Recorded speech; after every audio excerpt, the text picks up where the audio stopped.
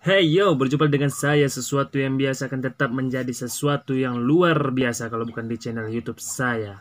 Nah, kali ini sebelum kita membahas tentang materi-materi yang tetap kita akan sampaikan dengan ringkas dan baik, tapi begitu teman-teman ada baiknya jangan lupa dengan subscribe, comment, and like. Dan jika video ini bermanfaat, Anda cukup men-share-nya. Nah, kali ini saya akan membahas sedikit pengalaman kalau kita bisa bilang kan. Nah, siapa sih yang tidak pernah memimpikan dengan namanya pernikahan? Pernikahan itu pasti sesuatu hal yang indah yang diinginkan oleh setiap orang. Nah, ada pepatah yang lebih baik dikatakan daripada engkau berdua-duaan tanpa status yang jelas, ada baiknya engkau menikah. Kenapa begitu? Karena setiap kali engkau melakukannya dengan menikah, itu akan mendapatkan yang namanya pahala. Menarik bukan? Contoh sederhana seperti ini. Ya, kalau misalnya engkau berjalan dengan seorang wanita, tetapi ketika engkau jalan dengan wanita itu, kamu belum terikat yang dengan namanya menikah. Apa yang kamu dapatkan kecuali cuma satu kata? Dosa. Betul bukan? Nah, pengalaman saya ini mungkin saya akan bagi kepada teman-teman sebagai sesuatu cerita yang terbaik untuk teman-teman agar menjadi pembelajaran untuk teman-teman dan tidak akan menjadi suatu hari nanti masalah yang akan terjadi kepada teman-teman. Nah, mungkin kisah ini sih kalau dibilang bukan kisah-kisah yang dibilang kisah-kisah seperti sinetron yang menarik ataupun yang bisa dijadikan sebagai bahan tawaan atau candaan, tetapi lebih cenderung kisah saya ini akan menjadi sesuatu dengan kisah yang akan menjadi sebuah renungan. Nah, 2 hari yang lalu saya sudah melakukan namanya pernikahan, yaitu tepat pada tanggal 8 September 2020. Nah, di pernikahan ini saya alhamdulillah, biasanya sih kalau dibilang pernikahan saya itu lancar, tidak ada masalah, tidak ada kendala. Ya seperti biasa namanya konflik-konflik dalam acara-acara pesta, ya ada orang marah, ada yang begini, itu biasa. Nah, tetapi yang saya ingin sampaikan kepada teman-teman sekalian, ada satu titik pembelajaran yang saya sampaikan kepada teman-teman. Nah, yaitu kita harus berhati-hati. Nah, berhati-hati yang bagaimana? Mungkin kata hati-hati ini banyak didefinisikan, nah tidak saya sedikit bukan didefinisikan kalau bisa kita bilang. Nah, kita harus hati-hati dalam menyimpan sesuatu hal barang yang penting. Nah, jadi kemarin kisahnya ini saya sama istri saya ini istilahnya menyimpan duit lah, kita bilang simpanan terakhir dibilang. Nah, alhamdulillah duitnya itu ya sekitar 2 juta lah kita bilang. Nah, ya duitnya itu saya simpan di dalam dompet. Nah, pada saat itu dompet itu saya dititipkan atau saya letakkan di tempat tertentu. Saya dan istri saya ini sedang kamar mandi. Nah, entah kenapa di sini ada hal yang menarik kalau saya bilang.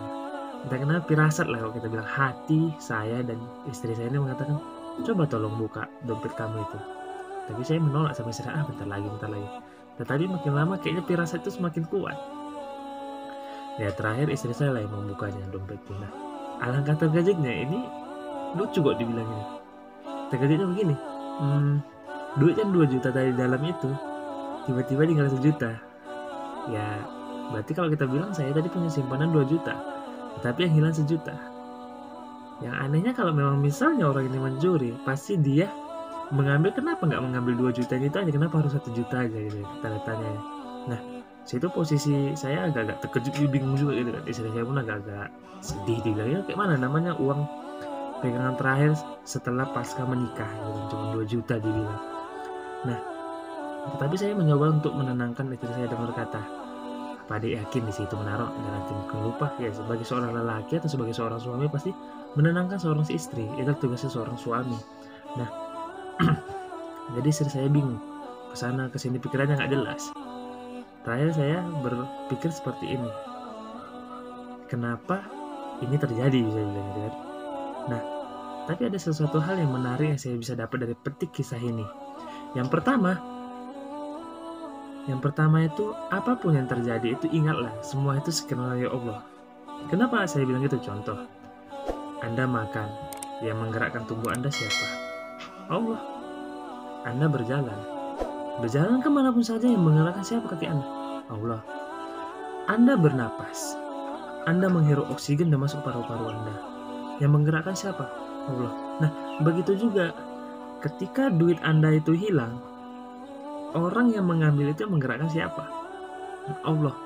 Nah, kenapa Allah menggerakkan orang di situ? Ini bukan karena Allah itu buruk, bukan. Ada baiknya.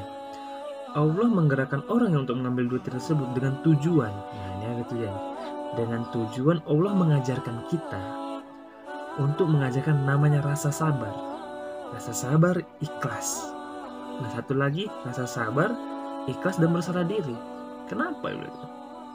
Ya, kalau kita bilang bukan masalah saya dibilang orang kaya, tidak.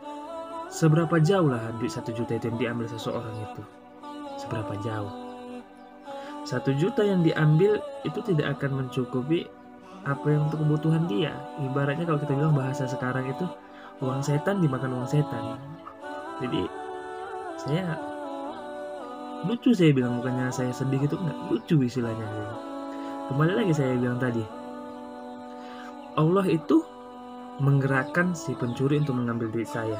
Dengan tujuan yang paling sederhana, Allah mengajarkan kepada saya bahwa sesungguhnya kamu itu harus belajar bersabar, ikhlas. Nah, itu tawakal. Semua itu serahkan kepada Allah. Kenapa? Karena ada jalan terbaik dan ada hikmah dari setiap masalah yang diberikan oleh Allah SWT. Ingat, apapun yang Allah berikan kepada kamu, tujuan cuma satu, yaitu mengajarkan kamu bahwa Allah itu selalu sayang sama kamu. Allah memperhatikan kamu.